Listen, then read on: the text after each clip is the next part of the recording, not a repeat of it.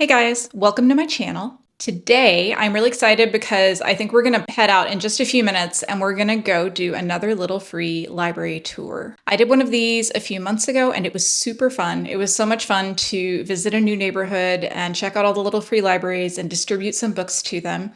So we are gonna head to the thrift store before we head out, and then I've made a list. We're gonna go to a different neighborhood than we went to last time. And hopefully I'm going to find some exciting things to read, and I'm going to be able to give some exciting books to some little free libraries for other people to enjoy. So I'm about to head out. I'm going to take you all with me. Let's go ahead and get started.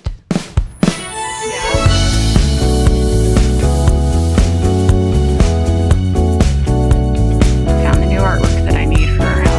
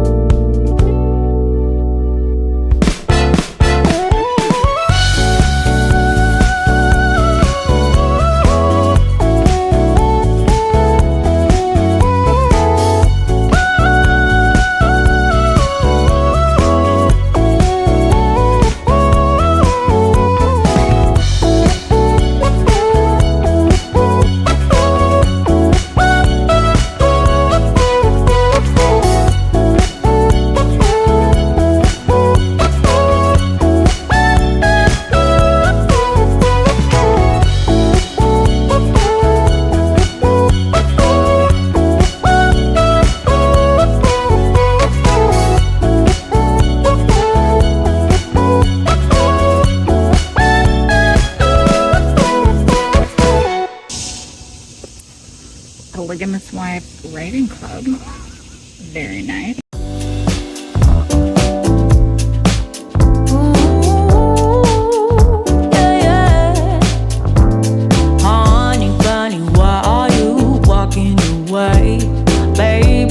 Your tongue somewhere, don't know what to say. Stop and run around, oh you act like a kid.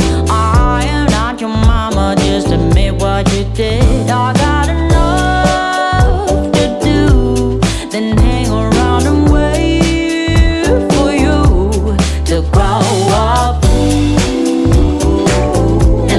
responsible.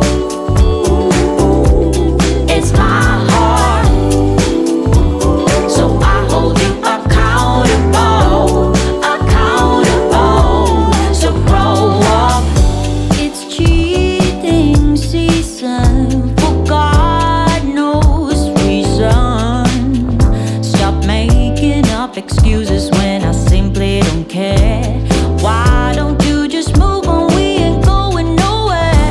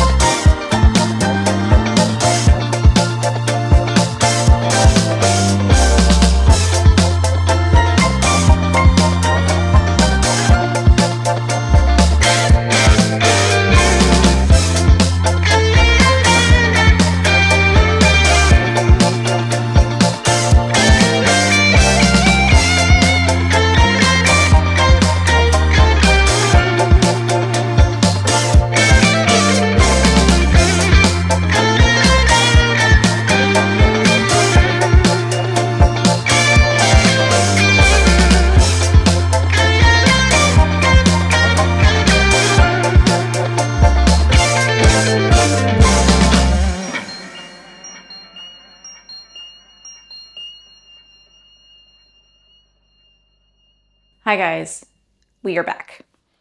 So that was a pretty fun and productive trip. We actually went to a different part of town this time from where I went in my last little free library. I went to, if you're familiar with Cincinnati, we went to Clifton and then over into Northside and College Hill. So kind of a little bit more of the central part of Cincinnati, I think. And we found some good stuff, saw a lot of neighborhoods. I love looking at old houses, so those are old house neighborhoods, so that was really fun. So I've divided these into categories, kind of genres. I've made an attempt. So let's go ahead and get started. And I'm gonna actually start with a genre I do read all the time, and that is science fiction. I think this book is science fiction. This book is The Future by Naomi Alderman. So I'm gonna let you see that. This is actually an advanced reader copy. I got this at a little free library that was at a Presbyterian church. There were several ARCs in it. I think that a lot of people, when they get physical ARCs, don't know what to do with them, so then they just put them in little free libraries because you're not supposed to resell them. So this book says, when Martha Einkorn fled her father's isolated compound in Oregon, she never expected to find herself working for a powerful social media mogul hell-bent on controlling everything. Now she's surrounded by mega-rich companies designing private weather, predictive analytics, and covert weaponry while spouting technological prophecy.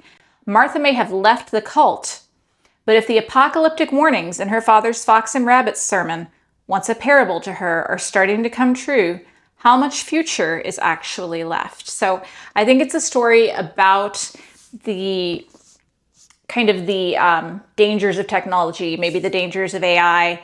I have seen a lot of people read her first book, The Power. I haven't read it. And then this one came out pretty recently. It says November 7th of 2023. I don't know if I've seen anybody actually read it. So if you have read this book, let me know your thoughts on it. But I personally thought it looked right up my alley, so I was pretty excited to find it at the little free library. I did pick up one nonfiction book. I don't read a lot of nonfiction. I actually read a nonfiction book this month, which I think is my first nonfiction book for the entire year. That's embarrassing because it is August, but here we are. And this one I've actually read before, and that is The Glass Castle by Jeanette Walls. The Glass Castle, this is a 5-star read for me, so I picked it up because I wanted to have a copy on my shelf. So when I saw it in the little free library, I definitely was going to get it. So it says, the Walls children learned to take care of themselves. They fed, clothed, and protected one another and eventually found their way to New York. Their parents followed them, choosing to be homeless even as their children prospered. So Jeanette Walls, the author of this memoir, she comes from what I would consider to be a pretty kind of abusive kind of background with her parents and the way they treated her and the way that she was raised. But it's also very heartbreaking, and a lot of it is about stubbornness and mental illness and all kinds of things like that. It's one of the best memoirs I think that I've ever read. And if you like this kind of memoir, I would say if you've read maybe Educated by Tara Westover, this would be something that would be kind of similar. I think you would enjoy it, but it's a 5-star book for me. One of the best memoirs that I've ever read, definitely. And I was excited to find it. All right, in the next category of books that I picked up at little free libraries is literary fiction. And this has the most books in it. I aspire to read more literary fiction, but I find that I frequently don't choose it. So I thought if I had some copies of literary fiction, I actually have quite a number of literary fictions on the TBR cart that you can see behind me. Because the idea is if I own it and I have to look at it when I choose books, I'm going to pick some of these books and not only ever read brand new sci-fi fantasy books as they come out, because I want to be a well-rounded reader. I feel like I used to be more of a well-rounded reader, but lately that's just kind of not been the case. So here's what I picked up. The first one is The Alchemist by Paulo Coelho. I hope I said that right. I thought that this edition was really lovely. It says it's the 25th anniversary edition. I love paperbacks that have these kind of fake little flaps that don't do anything. It's also got deckled edges, very controversial. It's not very long. And I have heard so many kind of like mixed things about this book. Like some people are like, it's the book that changed my life. And some people are like, this is the book I had to read for school. They were in reading for me forever. So I don't know. It says, story, dazzling in its powerful simplicity and soul-stirring wisdom, is about an Andalusian shepherd boy named Santiago who travels from his homeland in Spain to the Egyptian desert in search of a treasure buried near the pyramids. It says it is a testament to the transforming power of our dreams and the importance of listening to our hearts. And I think that sounds super touching. And like I said, it's not actually very long. Let's see how long it is. It's not even, it's 150 pages. So I feel like I can get through this thing, right? So when I saw it, even though I'm intimidated by it for some reason, I did go ahead and pick it up. And the next literary fiction book that I picked up is Atonement by Ian McEwan. And this is, unfortunately, the movie tie-in cover. I know we all, well, if you're me, you hate a movie tie-in cover, but little free library beggars cannot be choosers, right? So this is what we have, and it's a pleasing color. And this edition, honestly, this copy doesn't look like it's ever been read. It looks pretty brand new. So this book says, on a summer day in 1935, 13-year-old Bryony Towles witnesses a moment's flirtation between her older sister Cecilia and Robbie Turner, the son of a servant. But Bryony's incomplete grasp of adult motives and her precocious imagination bring about a crime that will change all their lives, a crime whose repercussions Atonement follows through the chaos and carnage of World War II and into the close of the 20th century. So that's all I know. I know it has to do with World War II. That was kind of basically all I knew about it going into it. I'm not as intimidated by this one, and I know that a lot of people really love this book. So I'm actually pretty excited to read this one. And if I read it and I like it, I might consider picking up a copy that doesn't have, wait, I'm trying to figure out who that is. It's Keira Knightley. I don't know who the guy is. If you know who the guy is, let me know, because I have not seen this film. All right, moving on. So I picked up this book. I actually got this one at a little free library that's close to my house that somebody just put in. I was so excited to see a new little free library. They just bought the house, immediately put in a little free library, and I'm so into that. I keep trying to convince Sean that we need a little free library, but so far I have not one. So the book that I picked up at this one, it was full of great things, is Where the Crawdads Sing by Delia Owens. And I know everyone except for me has read this book, but I have not read this book. I don't even really, if I'm honest, know what it's about. I know that it is set in North Carolina. It's set in the South. I know that there is some kind of a murder, some kind of a mystery. I know a lot of people whose opinions I really trust really, really love this book. So I am definitely interested in reading it. And it came with this super adorable bookmark. Look, it's Hagrid. It's got a little magnet so you can bookmark your page that you're on. And I'm obsessed with that. Okay. And we have one more literary fiction book. And that is, oh, this one's got a price tag on it. Oh no. The next one is A Gentleman in Moscow by Amor Towles. I haven't read anything by this author. I actually own, let me see if I see it back here. I own another one of his books, but I don't currently see it. I think it's out there. But I own another one of his books, which I also have not read. And this one, everyone says that it is his best book, I think. It says, when in 1922, 30-year-old Count Alexander Rostov is deemed an unrepentant aristocrat by a Bolshevik tribunal, he is sentenced to house arrest in the Metropole, a grand hotel near the Kremlin. So I know that that's basically what it's about. He's living in this hotel. He meets people in the hotel. He forms relationships. He can't leave. All that stuff. That's all I know. I don't really know anything else. And I don't feel like I really want to know anything else. I can tell you that somebody who is definitely not the author signed this book. Maybe the person who donated it to the little free library, I don't know. I am pretty excited about reading this one. So That's it for literary fiction. In the next category of books that I tend to pick up at little free libraries that I probably wouldn't buy otherwise, or probably put on my library list, are classics. I don't read a lot of classics. I used to be very into reading classics, actually. The whole time that, probably from the time that I was like 11, 12 years old, all the way up through college, all I read were classics. So I've already read a lot of them, but I have not read these two. So the first one that I picked up, and this was actually really cool. You can see back in the footage, we actually visited a little free library that was specifically themed around banned books. And they had in the app, they had in there, please only add books that are part of the theme, which I think people were kind of doing, but also there were some like cozy hotel mysteries in there that I do not think were banned anywhere, unless they were banned because they're not good. I don't know. I haven't read those. They might be good. I don't want to cast aspersions on them, but anyway, they had a lot of banned books in there. And so I was trying to decide which one I would like to read that I have not read. And so I ended up picking up The Bluest Eye by Toni Morrison. And I actually don't think that I've ever read a Toni Morrison book. I'm pretty sure that I have not. And I feel like that's something that I need to change. This is not very long. It is quite short, actually. It's 200 pages. There's no way I can't read a 200-page book. So this book is about a young Black girl who prays every day for beauty, mocked by other children for the dark skin, curly hair, and brown eyes that set her apart.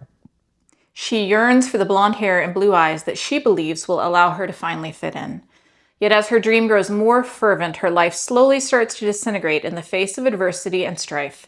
A brilliant examination of our obsession with beauty and conformity, Toni Morrison's virtuosic first novel asks powerful questions about race, class, and gender with the subtlety and grace that have always characterized her writing. Really think that's going to be good. So I was really excited. There were actually 2 copies of this in the little free library, so how could I not pick one up? And then we have one more classic, and this one I feel like I've seen a lot of people read on BookTube lately, but I personally have never read it, and that is The Tenant of Wildfell Hall by Anne Bronte. So I have read quite a lot of the Bronte sisters' works. Actually, Jane Eyre is the book that I will always name when someone asks me what my favorite book of all time is. I'm not saying it's a good depiction of how you should choose your boyfriend, but it's a good book. I love a Gothic story. But this one I have never read, and I have heard such great things about it. And it says on the back, it has a blurb, it says, there's a quote, "It is not enough to say that I no longer love my husband. I hate him." Aggressive, but okay. Anne Bronte's second novel, published in 1848, defends a woman's right to flee a disastrous marriage, a daring subject that her sister Charlotte feared at the time was a mistake. So that sounds really kind of like daring for its time. And I'm really curious how it's going to handle that subject matter. So if you read this one, let me know. I would really like to hear your thoughts and whether or not you think that I will enjoy it. And now we are to the final section of my book haul. And well, broadly speaking, I would say this one is romance novels, but also I think we could say that it is Book of the Month books, because I have 2 books here and they are both from Book of the Month. The first one is One Star Romance by Lara Hankin. So it says it's from June 2024. So somebody must have read it and not liked it and immediately said, into the little free library with you, because this thing has not been out for very long. I've seen a few people on BookTube read this one. I couldn't remember if they liked it or not, so I decided to pick it up because I liked the color of the cover. It's not deep, okay? It says, Natalie and Rob couldn't have less in common. Natalie's a messy artist and Rob's a rigid academic. The only thing they share is their devotion to their best friends who just got engaged. Still, unexpected chemistry has Natalie cautiously optimistic about being maid of honor to Rob's best man. Until shortly before the ceremony, she learns that Rob wrote a 1-star review of her new novel. So that's kind of the 1-star romance portion of that, I suppose. And it looks like it's going to take place through time. And obviously they're going to fall in love. And I'm hoping that this is going to be cute and something that I can use as a break from some of the heavier things that I tend to read. Just looks adorable. And the last book that I picked up in Little Free Libraries today is another book of the month. And this one actually, I like to look at the book of the month books, even though I don't have book of the month, and decide which one I would get. And the month that this came out, which says it's February of 2024, this is the book that I thought I would have gotten. So I was excited to find it in a Little Free Library. And that is Ready or Not by Cara Bastone. I think the cover is really pretty. Got some nice springy colors there. This says, a surprise pregnancy leads to even more life-changing revelations in this heartfelt, slow burn, friends to lovers romance. It says, Eve Hatch lives for surprises. Just kidding. She expects every tomorrow to be pretty much the same as today. She loves her cozy apartment in Brooklyn, close to her childhood best friend Willa, and far from her traditional Midwest family who have never understood her. She knows just what to expect from life until she finds herself literally expecting after an uncharacteristic one-night stand.